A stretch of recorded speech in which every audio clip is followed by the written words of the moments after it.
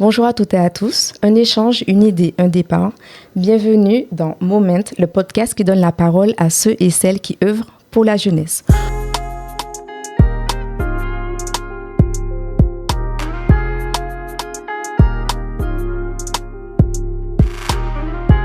Aujourd'hui, on reçoit Laurie, fondatrice de Maison Rise Academy, qui, avant de transmettre et d'accompagner, est partie aux États-Unis pour devenir fille au pair. Mais avant de commencer, n'oublie pas de t'abonner sur YouTube, sur Spotify, de liker, de commenter et de partager. Bonjour Laurie et bienvenue. Bonjour à toutes et à tous. Merci beaucoup pour l'accueil aujourd'hui. Alors, Laurie, est-ce que tu peux te présenter, nous parler un petit peu de toi et nous dire qui est Laurie avant son départ aux États-Unis? Ok, donc je suis Laurie Sly, j'ai 25 ans. Je suis une jeune femme d'origine martiniquaise, motivée, passionnée et également ambitieuse. Donc je suis partie aux États-Unis il y a un an de ça, en septembre 2024, pour être fille au pair dans une famille américaine. D'accord. Mais du coup, avant de partir, qu'est-ce que tu faisais? Tu travaillais? Tu étais dans des études? Je suis une personne assez motivée, ambitieuse également. Donc, concernant mon parcours un peu scolaire, donc j'ai fait des études dans la mode et également un BTS en France du même diplôme. Après ce BTS, j'ai voulu partir un an aux États-Unis en tant que fille au pair. Donc, voilà un peu concernant mon parcours. Pourquoi j'ai décidé d'être fille au pair? Oui, on veut savoir en fait pourquoi tu as décidé, qu'est-ce qui t'a donné l'envie justement de devenir fille au pair et comment tu as entendu parler de ça en fait? D'accord. Ouais. Tout d'abord, j'ai vraiment entendu parler de ça sur les réseaux sociaux. En étant en Martinique, c'est vrai qu'on n'a pas l'opportunité de connaître ce programme. Donc depuis après le BTS en France et mon retour en Martinique, je me sentais un peu coincée, perdue. Je ne savais pas quoi faire après mes études et je suis tout de suite rentrée dans une routine études, travail, très vie d'adulte et je pense que je n'étais pas encore prête. Je ressentais vraiment que je voulais voir autre chose. Donc voilà pourquoi je me suis réorientée vers une année de pause en fait pour me retrouver, pour me concentrer sur moi et savoir qu'est-ce que je voulais faire par la suite. Donc D'accord. Je suis partie un an aux États-Unis en septembre 2024. D'accord. Et par quel biais tu es partie justement aux États-Unis? Donc tu as dit que tu as vu une annonce sur les réseaux sociaux, c'est ça?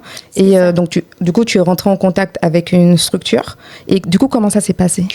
Comment ça s'est passé? Je suis rentrée en contact avec une agence qui s'appelle Cultural Care avec qui je suis en partenariat, qui m'a permis de connaître déjà un peu mieux le programme, qui m'a accompagnée, qui m'a vraiment reboostée pour vraiment partir aux États-Unis. Donc c'est un accompagnement de A à Z où il faut remplir les conditions.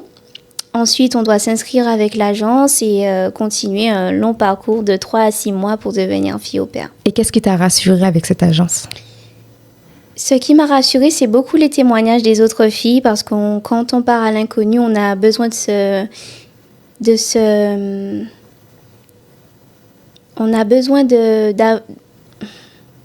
on a besoin de s'inspirer de quelqu'un d'autre, de l'expérience de quelqu'un d'autre. Donc, c'est vraiment ça qui m'a convaincue, de voir leur vie, leur quotidien. Donc, voilà. D'accord. Donc, du coup, avec eux, qu'est-ce que tu as fait? Tu as fait une immersion.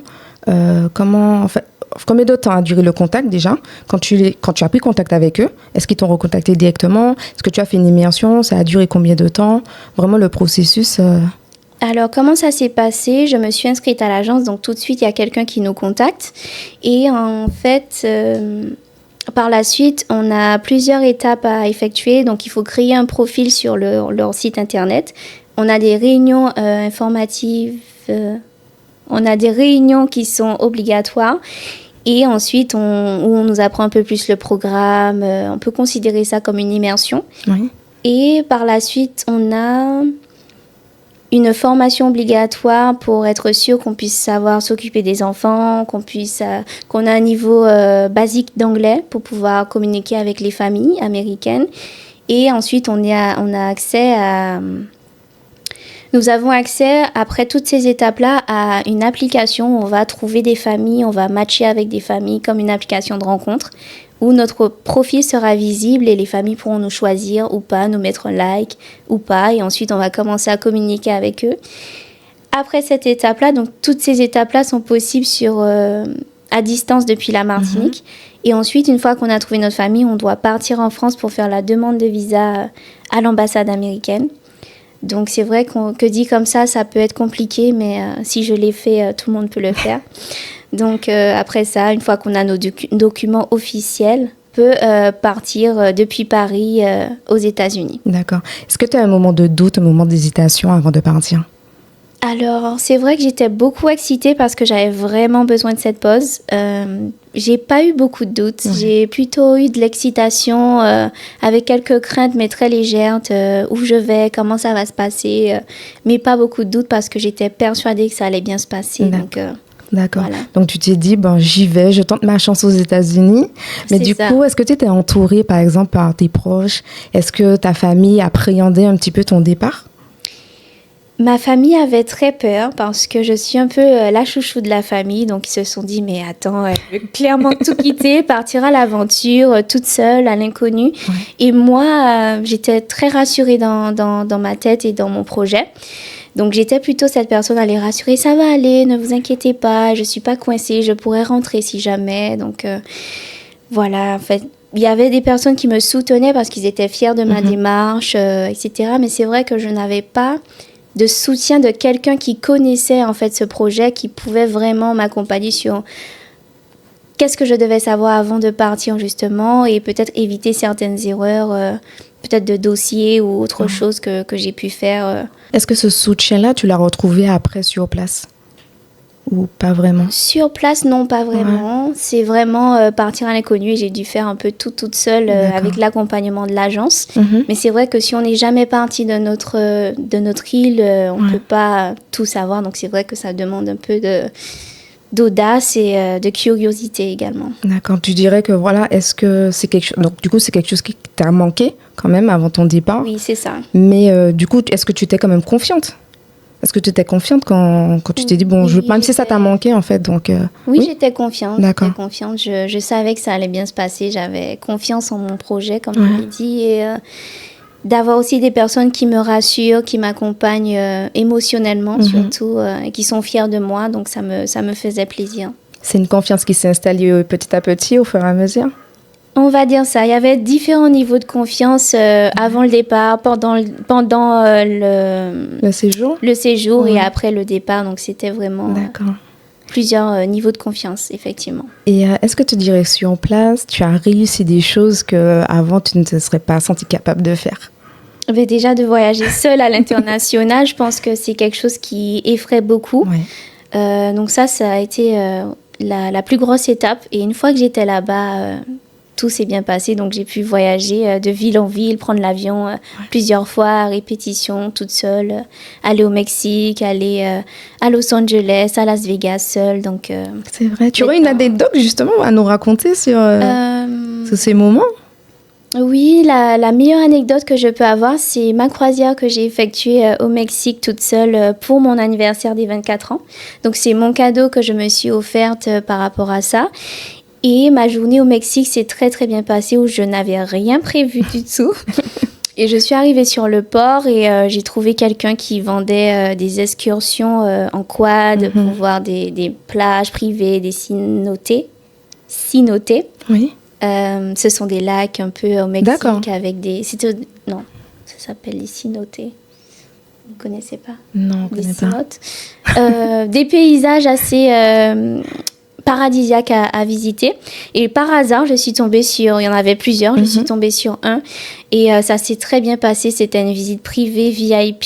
Je ne savais même pas à quoi m'attendre parce que je parle anglais, mais c'est vrai qu'on ne comprenait pas à l'époque. Je ne comprenais pas tous les détails qu'on allait m'expliquer. Et au final, j'ai passé l'une des plus belles journées de toute ma vie, toute seule au Mexique, loin de tout. C'est génial, en fait. Donc...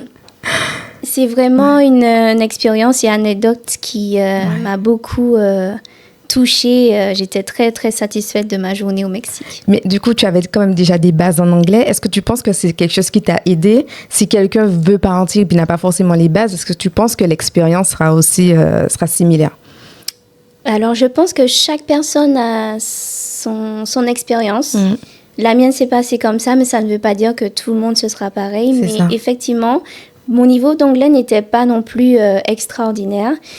Et ça demande de la préparation. C'était juste de la préparation où j'ai préparé mes entretiens avant de parler aux familles. J'ai préparé mes questions, mes présentations. Quand je suis arrivée sur place également, j'ai préparé tous les mots que j'aurais utilisés au quotidien, écouté tout ce qu'on me disait pour traduire. Ah, ça veut dire quoi ce mot-là? Enfin voilà, il faut vraiment la volonté de vouloir apprendre l'anglais. Et dans tous les cas, on n'aura pas le choix puisqu'on est sur place, personne ne parle français. Donc voilà, et je suis très satisfaite actuellement de mon niveau et de pouvoir comprendre déjà beaucoup mieux l'anglais et de parler couramment l'anglais. Oui, j'imagine. Et du coup, est-ce qu'aujourd'hui, tu te sens différente? Bien sûr, je ne serai plus jamais pour moi la même personne après cette expérience, et tant mieux. Donc je suis très satisfaite de la personne que je suis devenue aujourd'hui. D'accord, c'est très bien. Donc Laurie, concrètement, qu'est-ce que c'est être fille au pair? Être fille au pair, c'est partir vivre dans une famille américaine 1 an ou 2 ans. Nous sommes nourris, logés et payés. En échange, on doit s'occuper des enfants de la famille. Donc il y a plusieurs conditions pour devenir fille au pair, donc, qui sont déjà au niveau de l'âge, avoir entre 18 et 30 ans pour certaines agences. Il faut également avoir le bac ou un diplôme équivalent, le permis de conduire, un casier judiciaire vierge et aimer les enfants. Si on n'aime pas les enfants, on ne peut pas devenir fille au pair.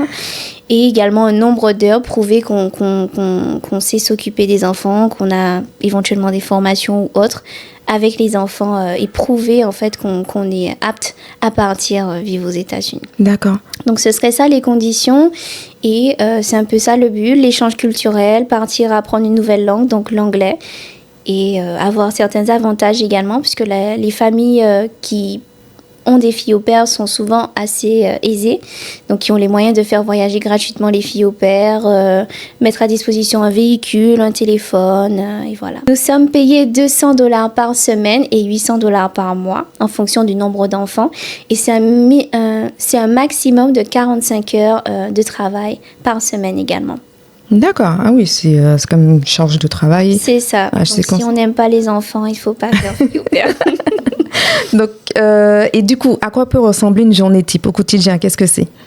Donc, je vais parler me concernant. Oui. Moi, je m'occupais d'un enfant de 3 mois, un bébé de 3 mois à l'époque, avec qui je commençais de 7h à 15h. Donc, j'avais tous mes week-ends également. Donc, je commençais à 7h où je la préparais, je la changeais, la couche, etc. Préparée pour commencer la journée.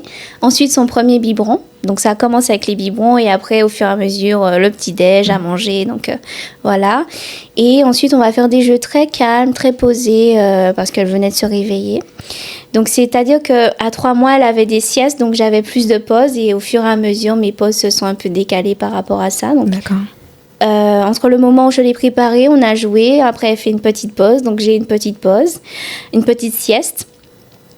Et ensuite, elle va se réveiller. Je lui donne son deuxième biberon. Ensuite, j'ai ma pause pour sa sieste également pour manger mon lunch. Et ensuite, je la prépare. L'après-midi, on peut sortir au parc, faire un tour et la nettoyer, la préparer pour que ses parents puissent revenir la chercher à 15h. D'accord. Donc, en fait, c'est des parents qui n'étaient pas forcément présents, en fait, dans la maison, en fait, avec toi.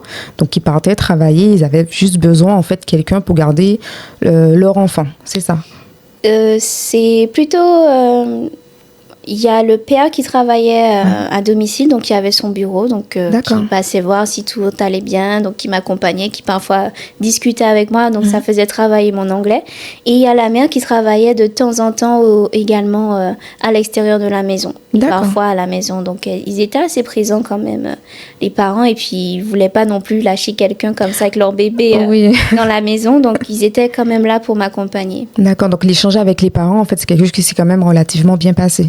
C'est ça, exactement. Ils étaient là pour toi, pour t'accompagner, te donner des explications, savoir un petit peu comment ça fonctionnait. Est-ce que tu avais accès à toute la maison? Enfin, quand c'est comme ça, est-ce qu'il y a un endroit qui t'est réservé? Tu as ta propre chambre? Comment c'est organisé? Oui, du coup, qu'on commence à discuter avec les familles, c'est des choses qu'on nous montre. On va nous montrer où on va dormir, notre chambre, un peu une visite vidéo de la maison. Et c'est aussi ça, est-ce qu'on accepte ou pas de venir vivre là-bas. Donc effectivement, j'avais ma propre salle de bain, ma chambre également. J'avais accès à toute la maison, donc effectivement, c'était une très grande maison. Donc, j'avais différents espaces pour jouer avec les enfants. Ils avaient une playroom également, donc il y avait de quoi faire durant mes journées. On a tous envie d'avoir une playroom. C'est ça. Et pourquoi tu dirais que ce programme est encore peu connu en Martinique? Pour moi, je trouve qu'il y a beaucoup de manque d'informations. À mon avis, c'est parce que le départ se fait directement en France et il n'y a pas beaucoup d'opportunités internationales, je parle bien d'international en Martinique, parce il peut y avoir en Europe ou dans les îles, mais international, il n'y a pas beaucoup de personnes qui en parlent. Pourquoi, je ne sais pas réellement, mais c'est vraiment quelque chose à corriger dans le futur en tout cas. C'est vrai que oui, c'est compréhensible un petit peu. C'est vrai qu'on a toujours cette appréhension de départ, comme tu as pu le dire. Tes parents forcément n'étaient pas très rassurés de te laisser partir seul dans un autre pays, dans une famille que tu ne connais pas. Relativement pour toi, ça s'est bien passé et heureusement, tu peux même aller dans la playroom. Oui, je reviens sur la playroom parce que franchement, c'est vraiment intéressant.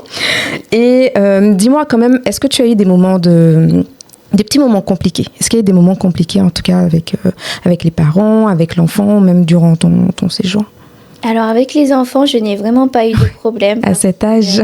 Il y avait une grande sœur également, donc j'avais le bébé toute la journée. La grande sœur de 4 ans à l'époque allait à l'école. Donc je ne la voyais pratiquement pas. Mais c'était 2 enfants que je considère jusqu'à maintenant comme mes petites sœurs, où on s'entendait vraiment bien. C'était des enfants très câlins, très affectueux. Et la famille tout de suite m'a intégrée en tant que fille au père, en tant que grande sœur et pas comme une employée. Donc, j'ai pas réellement eu de problème grave avec la famille ou les enfants qui me dérespectent. S'il y avait le malheur d'avoir ne serait-ce que le mini dérespect, mais vraiment mini, il y avait tout de suite les parents qui allaient rebondir par rapport à ça. Et non, j'ai pas réellement de problème. Tout ne s'est pas passé parfaitement, mais je n'ai pas de problème grave à raconter par rapport à ça. D'accord. Tu as eu des doutes sur place? Des doutes sur place, oui, parce qu'on se rend compte qu'on va rester quand même 1 an. Donc, on se dit, ça va être long, comment je vais faire? Est-ce que je vais supporter de vivre chez quelqu'un? Est-ce que beaucoup de questionnements. Mais au final, au fur et à mesure, quand j'ai commencé à voir certains avantages et de prendre conscience de la chance que j'avais d'être là, alors que beaucoup de personnes auraient aimé faire la même chose, j'ai pris conscience que les doutes, ça servait à rien et que quand j'ai commencé à voyager seule, découvrir des villes, des paysages extraordinaires, des rencontres, etc., j'ai commencé à prendre goût à cette expérience réellement et de ne plus avoir de doutes. D'accord. Donc du coup, tu es restée 1 an? Un an, c'est ça. Il n'y a jamais eu un moment où tu as voulu te dire, bon, bah, allez, je vais rentrer un petit peu plus tôt parce que ma famille me manque. Oui, exactement. Ouais. J'ai eu ces moments. J'ai eu ces moments parce que je suis très proche de ma famille. Donc, j'ai 3 sœurs et je suis très proche de ma mère. Donc, on est vraiment une team de femmes. Et c'était très difficile. Il y a les 6 premiers mois, j'allais bien, où je les appelais pas trop, je faisais ma vie et tout. Et vers les 6 derniers mois, j'ai commencé à prendre conscience qu'ils me manquaient. Je les harcelais d'appels pour être là avec eux, même inconsciemment par téléphone. Et oui, effectivement, il y a eu ces moments-là où j'ai même pleuré. Je veux rentrer à la maison. Mais c'était aussi ce soutien où elles ont été là pour moi à me dire il y a encore d'autres avantages à avoir, donc t'inquiète pas, ça va bien se passer. Donc voilà. Effectivement, on est humain, donc ce n'est pas non plus facile de rester comme ça 1 an seul aux États-Unis. Et est-ce que sur place, tu as eu un soutien en tout cas de ton organisme ou bien sur place, tu as rencontré d'autres personnes qui pouvaient t'apporter ce soutien? Oui, bien sûr. Donc, c'est assez drôle. J'ai rencontré 2 Antillaises. Enfin, une Guadeloupéenne et une Guyanaise. Donc, à 3, on était un peu un trio, un peu créole en Amérique. Et en fait, pareil qu'on avait des coups de blues, on se faisait des rendez-vous, on faisait des pyjama parties, on va faire du pain au beurre au chocolat, écouter de la musique qui va nous rappeler un peu nos origines, parler créole, faire des choses assez drôles qui nous rapprochaient un peu de chez nous. Et on s'est vraiment soutenus quand une n'était pas bien, l'autre était là. Enfin voilà, on s'est beaucoup soutenus par rapport à ça. Et avec mon agence également, on a quelqu'un sur place. On n'est jamais seul, on a quelqu'un sur place si jamais on a une urgence, si on a un problème avec la famille, la justice ou autre. On a quelqu'un qui peut se déplacer, on peut être hébergé en cas d'urgence chez cette personne-là. On a également des réunions avec d'autres filles au pair pour apprendre à connaître d'autres filles au pair près de chez nous. Donc c'est comme ça aussi que j'ai rencontré la Guadeloupéenne et la Guyanaise, donc voilà. D'accord, donc il y a quand même un cadre en tout cas qui t'a aidé à tenir. Exactement. Ok. Exact. Est-ce qu'il y a des préjugés? Est-ce qu'il y a par rapport au fait d'être fille au pair?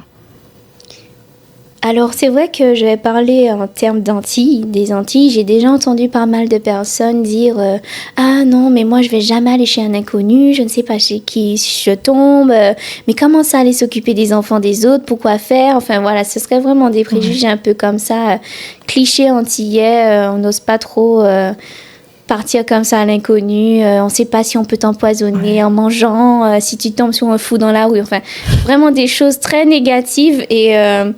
je trouve ça quand même dommage parce que chacun sa propre expérience, donc voilà. C'est ça. Et du coup, qu'est-ce que tu as appris sur toi en partant? En partant, j'ai eu plus confiance en moi. Ça, c'est vraiment la chose qui s'est déclenchée. C'est plus du tout la même Laurie. Plus confiance en moi, j'ai beaucoup mûri en termes également d'ouverture d'esprit, de patience, de lâcher prise aussi. Donc, c'est vraiment toutes ces choses qui se sont un peu transformées après et pendant mon parcours. D'accord. Est-ce que tu dirais que suivre ce processus, en fait, c'est assez accessible pour ceux et celles qui voudraient se lancer, en tout cas si on est bien informé?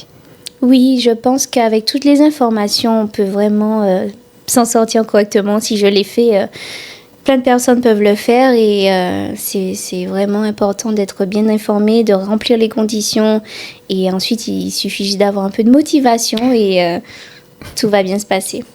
D'accord, donc tu dirais qu'en fait, cette expérience-là t'a quand même appris à te connaître. C'est ça, exactement. Ouais. Je sais qui je suis, ce que j'aime, ce que je suis capable de faire. Et c'est vraiment ces questionnements-là que j'avais avant d'arriver. Je cherchais les réponses et je voulais également les réponses sur place. Donc, mieux partir pour mieux se connaître. C'est ça, et c'était vraiment la pause dont tu avais besoin. Exactement. D'accord. Et si tu avais un message à faire passer aux jeunes qui hésitent encore, qu'est-ce que tu pourrais leur dire? Je dirais à toutes ces jeunes femmes qu'on n'est jamais bloqué. On n'est jamais bloqué, même si on part faire fille au pair 1 an, ça ne se passe pas bien. On a la possibilité de rentrer chez nous. Parce que la plupart du temps, c'est vraiment ça qui stresse. On se sent peut-être trop engagé, donc on a peur de sortir.